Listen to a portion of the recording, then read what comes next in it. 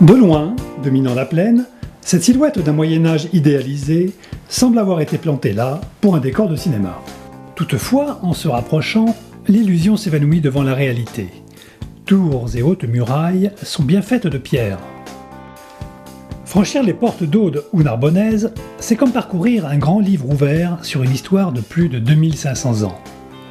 Où que se porte le regard du visiteur, les marques du passé sont partout présentes et trois grandes périodes de construction se distinguent.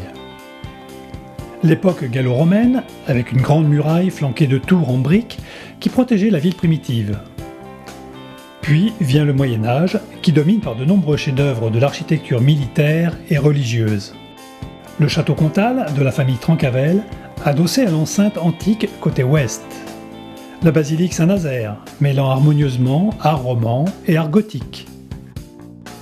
Enfin, l'époque royale, faisant suite à la croisade contre les Albigeois.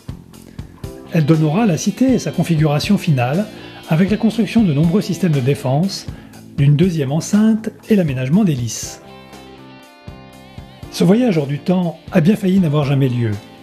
Tombée en ruine au début du XIXe siècle, la cité doit son salut à quelques Carcassonnais très attachés à leur patrimoine. Ils ont su impulser le vaste programme de restauration mené par les monuments historiques et l'architecte Viollet-le-Duc. Nul doute que la cité de Carcassonne rayonnera encore longtemps de l'éclat de son prestigieux passé, tout comme cette légende qui perdure sur l'origine de son nom, et que les gens d'ici se plaisent à raconter.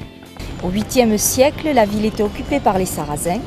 Donc il y avait un roi qui s'appelait Balak et qui avait une épouse qui s'appelait Dame Carcasse. Donc, Charlemagne est arrivé et a fait un très long siège, dit-on, de 5 ans, au cours duquel le roi Balak est mort, ainsi que nombreux de ses soldats.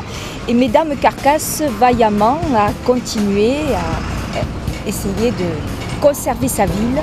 Au bout de 5 ans, les vivres commençaient à manquer. Il ne restait plus dans la ville qu'un cochon et un sac de grains.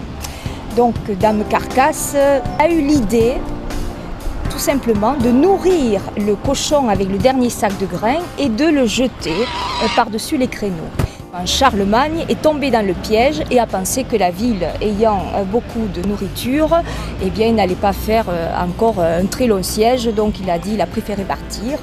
Dame Carcasse, sur ce, voyant la troupe partir, envoie donc des hommes sonner des olifants et la troupe, entendant cela, crie à Charlemagne « Sire, Dame Carcassonne !»